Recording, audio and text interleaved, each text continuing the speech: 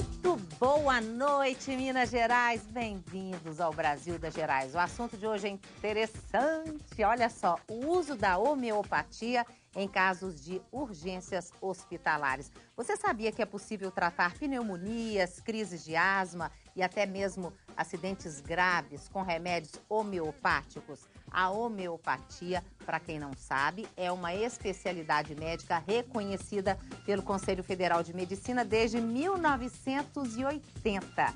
No programa, nós vamos esclarecer os mitos e verdades sobre os tratamentos homeopáticos e saber por que os homeopáticos, estou repetindo tanto essa palavra, né? Mas por que eles funcionam para tratamentos de urgência? Aliás, você sabe exatamente o que é a homeopatia? Compartilhe com a gente. Quer perguntar, quer comentar? O que você quiser. 3209-0021, brgerais@redeminas.mg.gov.br, robertazampete.com.br ou twitter.com/brgerais.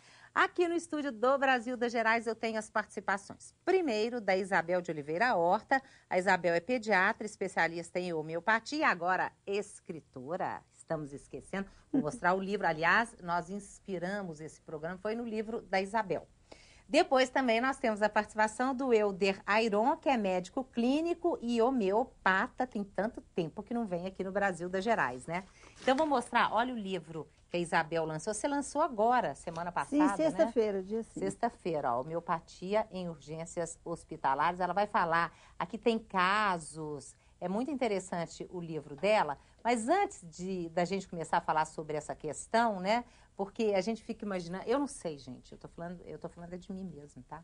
Para mim, a homeopatia era aquele tratamento que demora, que dá certo, às vezes não dá certo, e que tem aquele remédio, gotas, que você tem que ficar tomando 3, 4 vezes ao dia, tem que ser no horário certo, aquelas bolinhas branquinhas, aquela coisa como uma coisa completamente alternativa. Mas eu acho que eu estou completamente enganada, né, Ayron?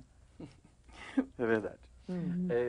Completamente enganado é exagero, né? Porque muita gente acredita que a homeopatia tem esse processo lento de ação.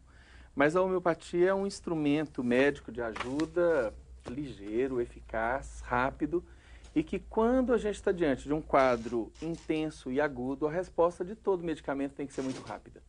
Então, o medicamento homeopático, ele é capaz de estimular curas muito rápidas. E eu estava vendo que é você que fala, né, Isabel, que às vezes, dependendo do tratamento, um remédio desse alopata, né, esse comum que a gente, alopático, né, que a gente compra na farmácia, o industrializado, né, o efeito dele, quer dizer, para a pessoa melhorar, pode demorar 48 horas, já o remédio homeopático, 12 horas? Às vezes, 1 minuto. Às vezes instantâneo. Isso é milagre, não é, Isabel? Parece uma coisa assim, difícil de acreditar. Mas isso a gente vai ver nessa conversa que eu não estou falando de um caso, eu estou falando de mais de 10 mil casos que eu tive a oportunidade de atender durante 7 anos em plantões hospitalares. E vários, são 7 hospitais mais ou menos, não é isso? São 3 hospitais e UPAs de atendimento de urgência. UPAs da prefeitura, que são atendimentos de emergência, né? Agora, só para esclarecer para o pessoal de casa, o médico homeopata, ele fez medicina alopata. Claro. Quer dizer, o caso de vocês dois, né? Claro. Quando é que você resolveu? Porque eu sei que você era uma médica alopata, a tradicional. Porque tem 20 anos que você trabalha com homeopatia, né? Por que você resolveu mudar? Mas eu tenho 37 anos de formada. Isso, então você ficou 17 anos na medicina tradicional, né? Isso. E depois passou para a homeopatia. Por quê? Eu queria saber de vocês dois. Por quê? Olha, foi interessante como é que as coisas não acontecem por acaso, né? Eu estava numa situação de vida em que eu primeiro tinha me mobilizado muito com as causas sociais e políticas que faziam as pessoas viverem em contingências que a levariam a adoecer mais do que outras que teriam condições sociais e melhores para viver, e as condições políticas seriam, no final das contas, a razão última de por que as coisas aconteciam. Explica isso, dá um exemplo prático. É porque eu estou resumindo muito, Não, né? só para a gente entender. Não, a gente sabe que, por exemplo, as populações que vivem nas periferias em condições sanitárias piores adoecem mais. Ou que têm condições de alimentação, de imunidade, adoecem mais. E não adoecem mais porque e não estão na periferia, nós todos sabemos, porque querem, ou porque escolheram, ou porque acham melhor. Estão lá porque não tiveram oportunidade de viver melhor. Ninguém quer morar perto de um esgoto a céu aberto, né? A rua sem estar pavimentada, com poeira na sua casa, ninguém quer isso. Claro, então são condições que as pessoas vivem, não porque escolheram, que foram obrigadas a viver dessa forma. Então eu achava que durante muitos anos eu trabalhei as questões sociais e militância política e várias outras situações. Só que depois de muito tempo nisso eu achei que isso estava muito longe da medicina. Tá certo que são contingências que levam a pessoa a adoecer, mas ainda não me respondia muito, e a alopatia também não respondia, porque as pessoas adoeciam, tomavam remédio, tornavam a adoecer, tornavam a tomar remédio e continuavam adoecendo. Então existia uma lacuna entre o paciente que eu estava atendendo como alopata e as condições sociais em que ele vivia, tinha uma lacuna aí no meio que não respondia.